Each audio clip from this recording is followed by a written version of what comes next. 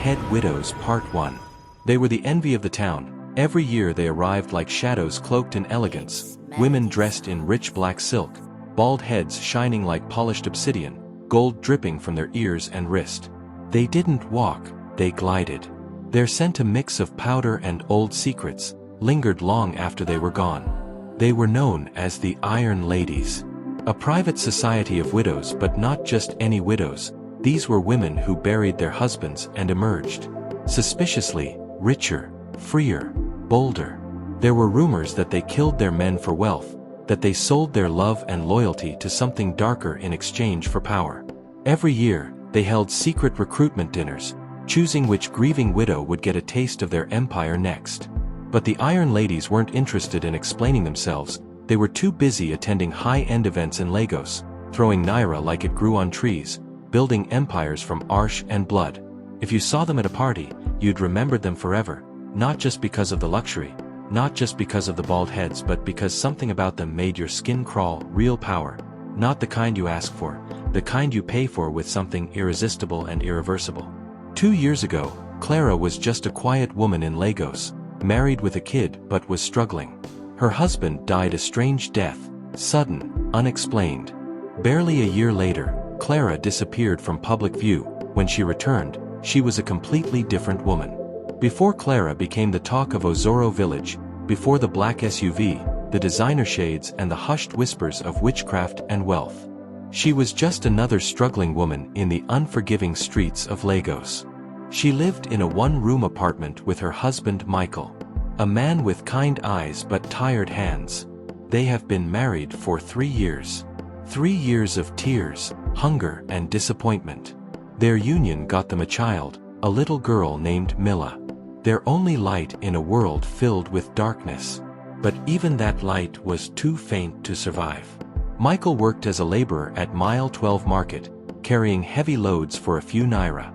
He returned home each night drenched in sweat and disappointment. Clara sold oranges by the roadside, dodging KAI officials and Okadas just to make 20 naira profits. Life did not just torture them, it squeezed drained into their eyes. The day Mila fell sick was the day Clara felt the universe laugh at her. The child had a fever that burned like fire. They rushed her to the clinic. But the doctor refused to touch her until a deposit was made. They begged, they cried, but they were ignored. 2 days later, Mila died in Clara's arms, not because of some great illness but because of poverty. Clara did not speak for days. Her husband stopped going to work. The silence in the house was louder than grief. Weeks passed, and one hot Thursday afternoon, Clara was back at the market, balancing her tray of oranges with tired fingers. She moved from store to store hawking oranges. A sleek black Prada Jeep pulled into the market square like royalty arriving at a peasant court. Stepped out was a woman, dressed in all black, bald, glowing, and elegant. She was intimidating, like a blind panther in human form. "Clara," she called. Clara froze. She turned, squinting against the sun, and saw a familiar face. "Stella," Clara called, her voice cracked. "Oh my God." They ran into each other's arms. It has been years since university days. Back then, they shared a dorm room, food and secrets. Now Stella looked like a woman who hadn't suffered a day in her life. "My sister," Stella pulled back, staring at her tray of oranges. "You are hawking in this Lagos?" Stella asked, but Clara gave a weak smile. "It's a long story, my sister." Stella didn't say anything else. She opened a car door. "Get in," she said. Clara hesitated, then obeyed. They drove in silence through the busy city streets until they pulled into a gated plaza. Stella's boutique was a glass paradise, mannequins and diamonds, clothes from Italy, perfumes that smelled like power. Clara's jaw dropped. "Jesus! Stella, this is your shop?" Stella smiled. "One of them." Inside, they sipped fruit cocktails and sat in a plush lounge corner. Clara was still dazed by the luxury. "You are living the dream," she said, her eyes darting around the boutique. "You're swimming in money? What's your secret?" Stella leaned in and chuckled. "Forget my money, let's talk about you. How did your life get this bad? You were one of the hottest girls back then in school." Clara sighed. "Life happened. My husband and I are struggling. Our daughter died because we couldn't afford hospital bills. I'm just tired, Stella, I'm drained. I don't even know who I am anymore. Stella took her hands in hers. You are not alone. I was once like you, broke, scraping from gutters, but look at me now. Clara blinked. I will help you, Stella said, but you have to trust me. It's not for the faint-hearted. Are you ready to leave this poverty behind? Stella asked. Clara hesitated. She thought of her dead daughter, her husband sleeping hungry, her tray of oranges, her one-room apartment. I'm ready, she whispered. I have nothing else to lose, Clara said. That night, Clara followed Stella to her mansion in Lekki. Midnight came, the air turned still. Stella led her down a dark staircase behind a hidden panel in the living room. It was a chamber light by nothing but black candles. The air smelled of incense and old secrets. Standing at the head of a long obsidian table was a tall, graceful woman in black lace. She too was bald. Her name was Madame Irrity. All around her were women, bald, wealthy, regal and silent. Stella whispered, "The Iron Ladies." Clara's heart beats quickened. Madame Irrity spoke with a voice that around the room like smoke. "Clara," she said, "you seek freedom from poverty." Clara nodded. "Then you must pay the price." Clara swallowed hard. "What price?" The room darkened as the candles flickered violently. Madame Irrity stepped forward. "You will kill your husband. His death is your doorway to wealth. Once the blood spills, you shall shave your hair and offer it to the altar as a covenant." Clara staggered back. "No. I can't kill Michael, he's my husband." The women around her remained still, cold, watching. Madame Irrity's voice turned sharp. "You have until the full moon to decide. Refused and you and your husband will die in a slow, painful death. You have been chosen, Clara. Either you become one of us or be buried like the rest of them." Clara's eyes filled with tears, her hands shook. She looked at Stella, who nodded calmly as if this was the most normal thing in the world. Clara whispered, "I need to think." Madame Irrity smiled. "Time is ticking and poverty has never been patient." Clara was pacing like a trapped animal. Her feet sank into the plush white rug in Stella's living room. But it felt like fire beneath her soul. Her breath was short. Her heart beat like a funeral drum. She spun around sharply, her voice cracked. "Stella, how could you?" she shouted. "I thought you were trying to help me start a business. I thought you were helping me out of poverty, not dragging me into some underground course, asking me to kill my husband." Tears streamed down her face like a broken down. Her voice shook with horror. "How am I supposed to kill Michael? He's my husband, my partner, the father of my late child. How do you expect me to do this? I can't kill anyone, let alone Michael. I can't believe you, Stella, you betrayed me in a nightmare. You are not a good friend." She sank to the floor, sobbing into her palms. Stella crossed her arms, her bald head gleaming under the chandelier, eyes cold and sharp like a dagger wrapped in satin. "Ungrateful," she said. Her voice was low at first, then she snapped, "You are just so ungrateful, Clara. You were dying in poverty, rotten, and I gave you a key, a way out, and now you're crying. Girl, wake up." She marched over and pulled Clara up by the arms. "You said you were tired of suffering. Well, this is the only way. This is the price of freedom. This is how empires are built. You trample on weakness, you walk through blood, and when you rise golden. You want wealth, power and prestige, then stop crying like a child and grow the F up." Clara looked at her broken, shattered, her lip trembled. Stella's voice softened just a little. "What has Michael ever done for you? Since you married him, have you known peace, happiness? You are the one who suffered, Clara. You begged in the streets, you starved, you lost your daughter because you were poor, you have nothing left to lose." And just like that, silence fell between them. The days that followed were dark. Stella didn't push again.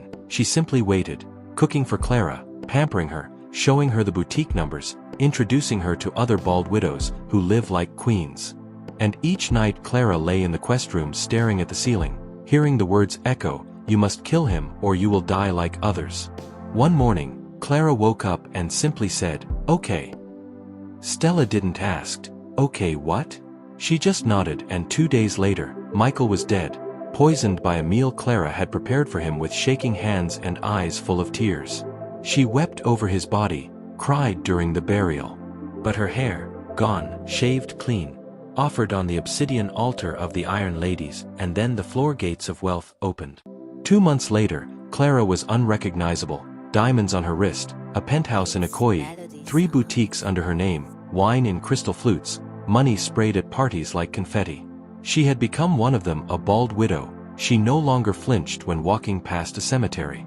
She no longer missed Michael, not really. She told herself, he died for a purpose, for her rebirth. She and Stella were inseparable now, queens of the Lagos nightlife. They laughed at rooftops, attending secret gatherings, and hosted. Then came the call. The Iron Ladies' rules was clear. Every member must recruit at least 1 new widow each year or face consequences, and Clara, her time had come. That was why she returned to Ozoro in her sleek black SUV, sunglasses perched on her face, her head bald and glowing like polished obsidian. She came not just to visit, but to recruit, and fate played its hand, because on that dusty village road she saw Linda, her childhood friend, her school bestie, struggling, tired, desperate. Exactly like she once was, and so the web was spun again. Clara blinked. Linda? She hit the brake and stepped out of the car. Linda, she called. The woman looked up confused. She looked at Clara like she was a stranger. It's me, Clara, Linda gasped. Her jaw dropped, her hand went to her chest. Clara, she said, is that you? Oh my God. They hugged tightly. People passing by paused to watch. Old friends reunited. But something about the moment felt off. Linda pulled back and stared at Clara. Is this really you? You looking so beautiful. I'm really sorry about your husband's death. I heard about it, but girl, you are glowing. What's the secret? Clara smiled. It was slow, controlled. This is not something we can discuss here, she said, glancing around. Come, let's go somewhere cool. Minutes later, they sat into a silent restaurant, a newly opened bar in the village. The air smelled like grilled catfish and polished tiles. Linda couldn't stop staring. You look like you live in America, Linda said. Clara leaned forward, her voice low. Linda, what are you still doing in this village? Linda sighed. She looked down, twisting her blouse. It's been rough, Linda said. I'm the one feeding my entire family now. My husband lost his job in Port Harcourt. We had to move back and start from scratch. Then some months later, he had a terrible accident, broke his leg. He's been down since. I run a small provision shop just to feed the kids. Am taking care of 4 children now. Clara, am exhausted. I am tired. There was a silence. Then Clara reached out and held her hand. Her grip was cold but firm. I am sorry you are going through this, but Linda, listen to me carefully. You don't have to suffer anymore. Linda blinked. What do you mean? Come to the city this weekend. Stay with me just for a few days. I will show you something that can change your life forever. Linda stared at Clara, unsure. There was something in Clara's eyes, comforting but strange. I don't understand, Linda said. What are you thinking about? Clara smiled. She dipped her hand into her sleek purse and pulled out a bundle of 1,000 naira notes. Take for now. Get something for your kids. Get some peace. Linda took it, almost afraid to touch it. Clara, this is too much, she said. I never expected this. It's nothing, it's just a taste, Clara said. Just come, let me show you how I got here. I want to help you. Linda nodded slowly. The money felt heavy in her lap. That night, she didn't sleep. Her husband snores loud, her child coughing again, and the kerosene lamp was flickering, but all she could think about was Clara's eyes, and that black silk, and that strange feeling in her chest when Clara said, you don't have to suffer anymore. She had no idea what's waited in Lagos, but she had already crossed the first line, and in the world of the Iron Ladies, there's no turning back. Linda couldn't sleep for days. Every time she closed her eyes, she saw Clara again, her flawless skin, her bald head gleaming under soft light. The mysterious calm in her voice, the way she spoke about wealth as if it was something you could just walk into. By Friday morning, Linda had packed a small bag. She told her husband she was going to see an old friend in the city. She barely looked up. Don't stay long, the husband muttered from his mouth. The kids will be hungry, she nodded, but her heart was already gone. Clara's mansion in Lekki wasn't just beautiful, it was terrifying. A black gate with a gold lion's head. A long driveway, surrounded by trimmed hedges, and the house itself looked like something from a luxury magazine. Marbled floors, a crystal chandelier, the size of a satellite dish, silent maids in uniform. Linda stepped inside like someone stepping into another planet. "Clara, this your house is like a palace." Clara smiled, standing at the top of the stairs like a queen. She was wearing a black silk robe, her head gleamed like a mirror under the lights. No wig, no earrings, just confidence soaked in silence. "This is just the beginning," she said softly. "Come, let's talk." That evening, they sat in a velvet lounge, a bottle of red wine, jazz playing in the background. Everything was dim, expensive, intentional. Clara looked at Linda and said, "Tell me something. If you could change your life forever, leave poverty behind, feed your children well, build your own house, would you do it?" Linda didn't even think. "Yes." Clara said, "Even if it meant sacrificing something." Linda asked, "Like what?" Clara took a slow sip of wine, her lips curled into the fainted smile. There was silence, then Clara stood and walked over to a drawer. She pulled out a thick black envelope and handed it to Linda. Inside were 5 bundles of cash, fresh, blue, 500,000 naira. Linda gasped, "This is too much." "No." Clara said, "This is just your welcome gift. You're coming to the dinner tomorrow night. You'll meet the other women. They will explain everything to you." Linda clutched the envelope like it was her life. "What kind of dinner?" she asked. Clara's voice lowered, her eyes sharpened. "The kind of dinner where you are not allowed to ask too many questions. You just listen and you learn." On Saturday night, the car that picked them up was jet black with tinted windows. The driver didn't speak a word. Linda sat beside Clara, her heart pounding. They drove for nearly an hour out of the city into a private estate. The house they arrived wasn't loud or flashy, it was old money. It had that silent power vibe. Dark windows, smooth stone, and status of faceless women at the gate. Linda stepped out, suddenly aware of how underdressed she felt in her borrowed gown. Then they came, the Iron Ladies.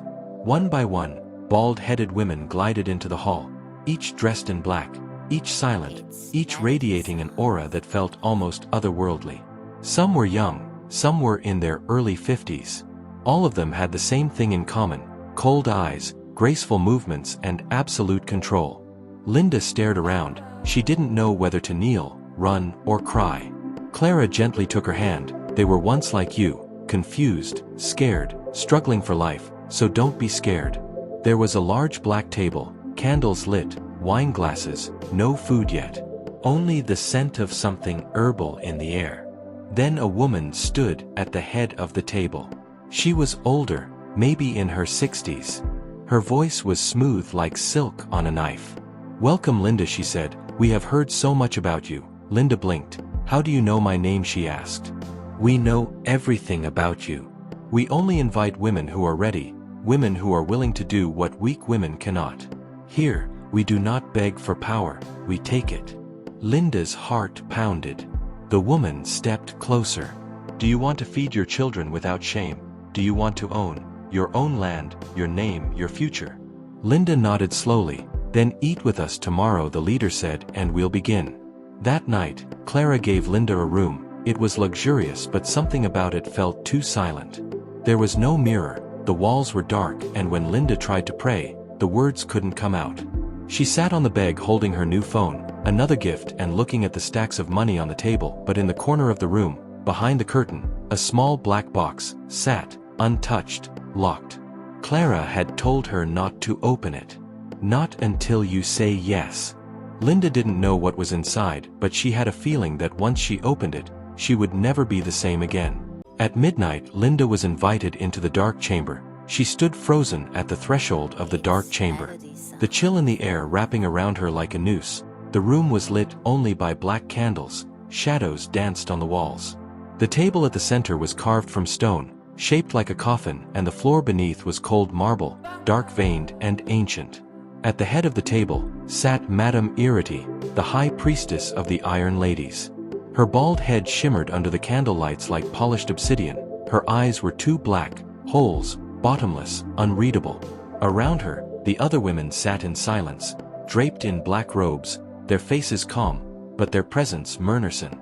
At exactly midnight, Madame Irrity stood. "Welcome," she said, her voice echoing unnaturally to the Iron Ladies' Club.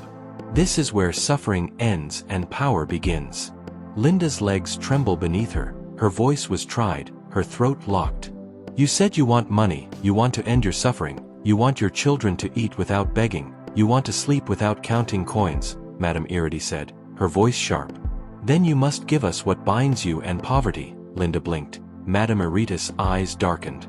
"You must kill your husband." The word dropped like a thunderclap. Linda gasped loudly, stumbling backward. One of the women behind her caught her shoulder and pushed her forwards, gently but firmly, like a herder guarding a lamb to slaughter. Her voice shook. "What do you mean, kill my husband?"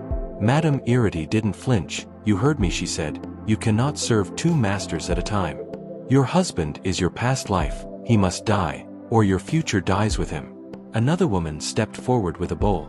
Inside it was a razor blade and a lock of black hair, glistening like it had just been cut. "You must shave your head," Madame Irrity continued. "You will offer your hair to the altar of transformation. Hair is power, hair is pride, hair is memory. We give it up to breathe wealth. This is the covenant." Linda's legs buckled, she fell to her knees. "No. I can't do this. I love my husband. He's not perfect, but he came into my life and stood by me when my world was upside down. He's all I have." A heavy silence followed, then came the laughter, cold, slow, sharp. Madame Irrity laughed like a crow perched on a corpse. Then she stepped forward and crouched down in front of Linda face to face. "Young lady, do not waste the club's time," she said. Now almost whispering, "This is not a charity, this is a kingdom. And in kingdom, blood must spill." Linda trembled violently. "If you walk away," Madame Irrity said, "you and everyone you love will begin to suffer, not from poverty but from torment, illness, madness, slow death. You won't even know when it started or where it came from. That is the price of betrayal." The words didn't feel like a threat, they felt like a sentence. Linda turned to Clara, tears streaming. "How could you do this to me? You were my best friend." Clara stood calmly, arms folded across her black robe, her bald hair glowing under the flickering candle lights.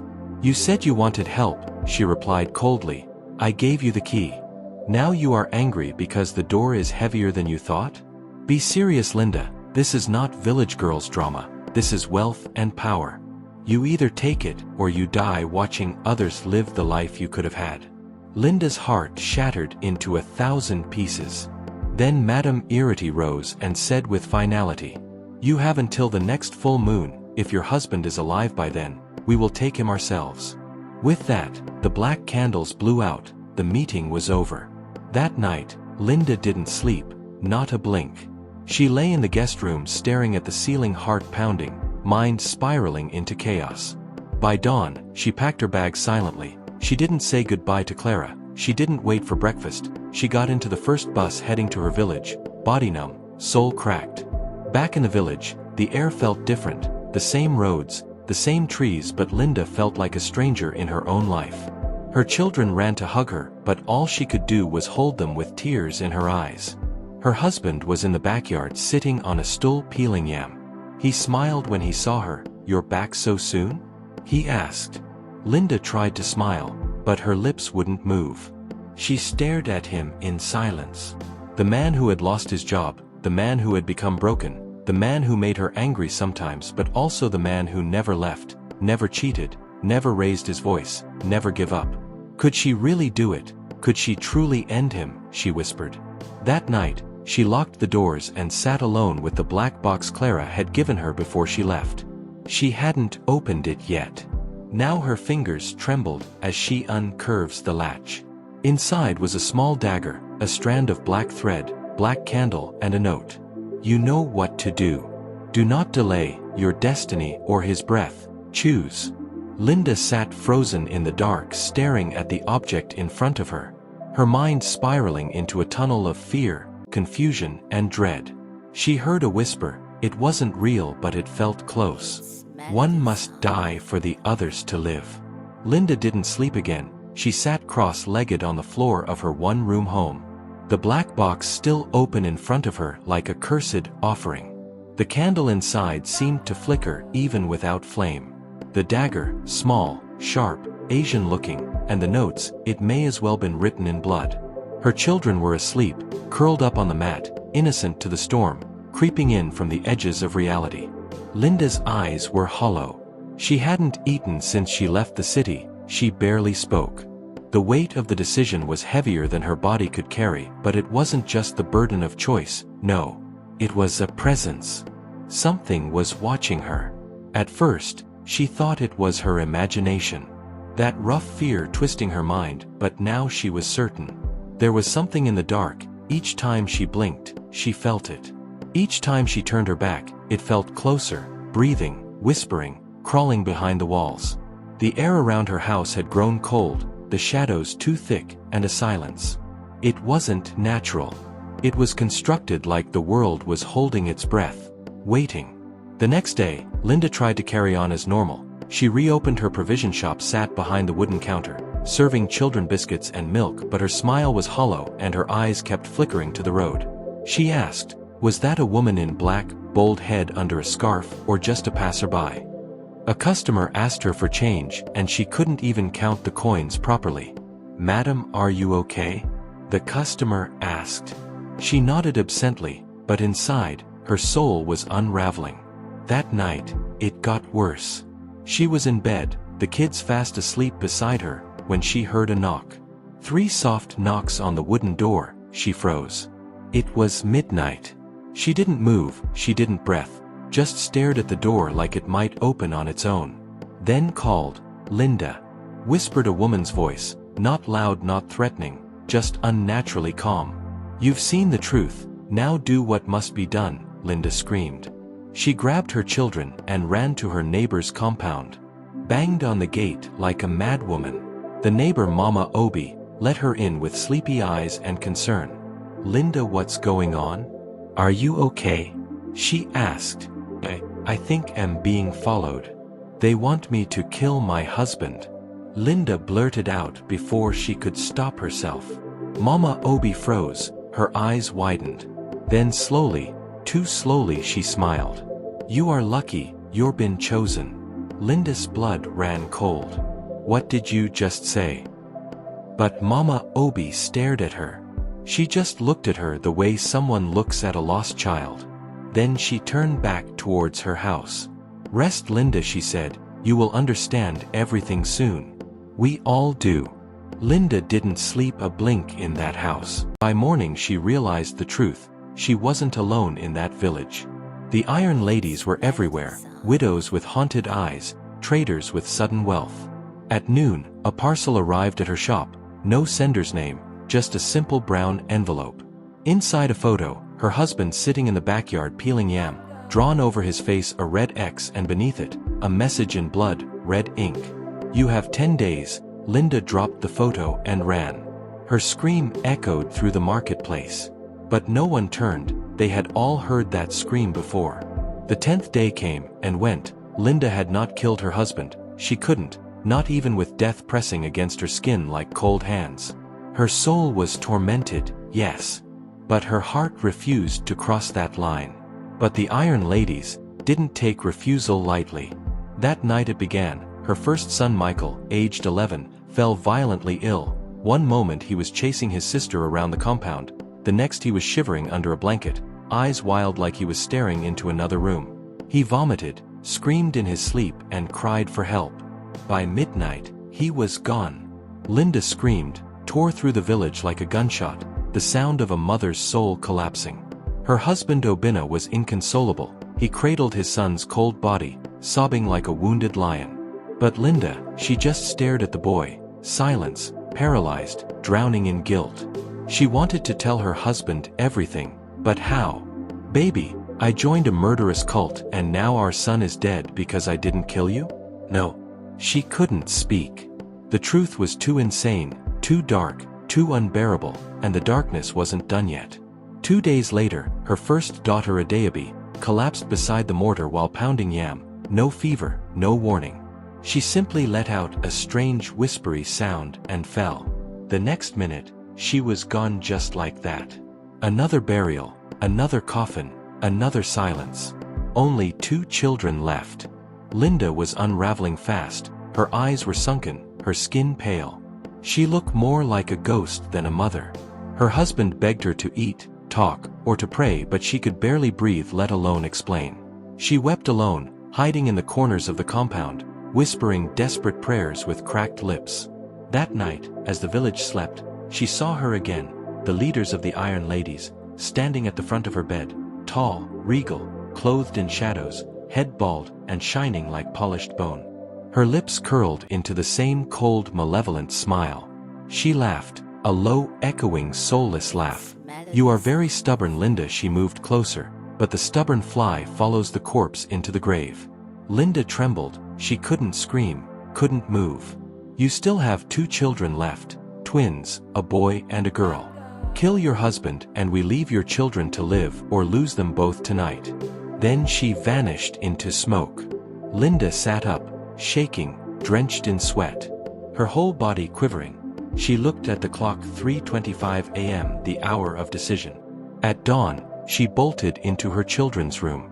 They were still, too still. She ran to them, calling their names. "Michael, Rachel, wake up. Mommy is here." No response. She placed her hand on their chest. No heartbeats. Linda collapsed, screaming into their bed sheets, clutching their small lifeless bodies.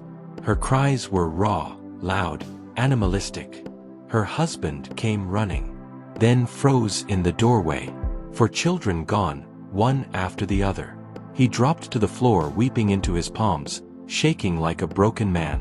But Linda, she ran into the street screaming, wailing, tearing her wrapper, her hair, her skin. "Somebody help me," she said. "They are killing my children."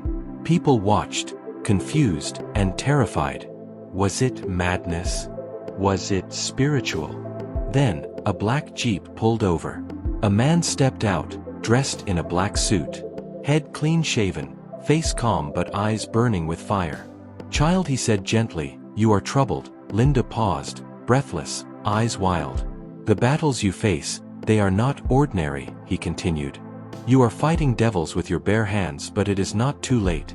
Come with me and let us break their chains. Take me to your husband. He is next." She hesitated, then nodded. She entered the car, wiping her tears as they drove. The man began to pray, speaking in tongues, calling fire of heaven, anointing oil in his hands, but suddenly, a dark figure appeared in the middle of the road. It was her, the leader, floating, not walking. Her eyes pitch black. Her hands raised, summoning death. Linda screamed. The car swerved. But the man of God shouted, "Power from the pits of hell be consumed by holy fire." The sky seemed to crack. The woman shrieked. Her body engulfed in flame, fire, not of this world, and vanished with a howl. Linda collapsed into tears in the black seat. The car continued. When they got to her house, they found Obinna sitting in front of the compound on a wooden chair. His back bent, shoulder shaking, tears poured down his face like rain. He has lost everything and he didn't even know why, but Linda, she did. And now so did the man of God. He turned to her gently. "Are you ready to fight this battle?" he asked. Linda wiped her face. "I have nothing else left to lose," she said. The man of God stood in the middle of the compound. No drums, no choir, just anointed silence, and a war in the spirit realm. Linda stood beside him, her body trembling. Obinna sat by the door, still weeping, clueless, broken, yet not abandoned. Inside the house, the 2 tiny corpses lay still, too still. The pastor looked up at the gray sky. "Today," he said, "the altar of blood meets the altar of fire." He brought out his anointing oil, lifted it, and began to pray in tongues. The ground beneath them began to shake. Something ancient was rising, and something wicked was about to fall. Suddenly, the sky darkened, a strange heavy wind began to blow. And then, they came. The Iron Ladies, 20 women, bald, dressed in black, walking into the compound like queens of the underworld. Clara was in the front, behind her, the leader, her eyes glowing like hot coals, her presence heavy, dark, choking. They didn't speak, they just watched. The leader's voice echoed across the compound like thunder. "This woman is ours." She took the oath, She has stepped her foot into our kingdom. She owes us blood. The pastor didn't flinch. That altar, he said calmly, is illegal in this territory. She is now under the blood of the Lamb. The leader hissed. Then, she must die. She raised her hand. The iron ladies began chanting. Linda screamed, the wind roared, the ground shook. But then, the pastor knelt down and touched the soil with his fingers. "O God of Elijah," he whispered, "send your fire." Suddenly, a lightning bolt struck through the sky like a thunder. It struck the center of the compound. The iron ladies stumbled backward, hissing, screaming, burning. Some turned into ashes, some vanished into smoke. The leader remained, burning but alive. "You can't destroy me," she shrieked. "I have swallowed nations." But the pastor raised his hands again, and today, you will vomit everything you have swallowed. Then he shouted, "Let fire fall." The heaven splits, a column of pure white fire fell on the leader, and she burst into flames. Not the flame of hell, but the flames of judgment. She screamed, twisted, shrieked a final curse and disintegrated into dust. Silence fell, total, sacred, eternal. The air shifted, the darkness lifted, and then a cry from inside the house. A soft cry, then Linda froze, ran inside. "Michael, Rachel," she called. Both children were sitting up, blinking like nothing had happened. Like time reversed itself. Linda dropped to her knees weeping, screaming, holding both of them at once. The family held each other like drowning survivors. The curse was broken. The altar shattered and the iron ladies gone. The crowd that had gathered screamed in awe. Her husband dropped to his knees. The man of God raised his hands. "This is the hand of God Almighty. The curse is broken." The Iron Lady's mansion in the city was discovered the next week. Burned to the ground, no one knows what happened. Whispers say the club was wiped out by something divine. A fire not made by men. Linda and her husband left the village for a new town. They started afresh with peace, with love, and most importantly with their both children. They wished their other children was with them, but God knows the best. 2 years later, Linda opened a widow's outreach ministry. Not the kind that kills men, but the kind that heals souls. She tells her story to young women. She warns them about shortcuts, about hunger for wealth that taste like blood, about friendships masked as traps. Clara vanished. Rumors say she lost her mind. No one has seen her since. And the man of God never returned to the village. Some say he was an angel sent on assignments. One mission only. Linda's family now lives in peace, no longer haunted but always grateful because they saw death and came back holding hands, and just like that, the bald widows faded into legend, but the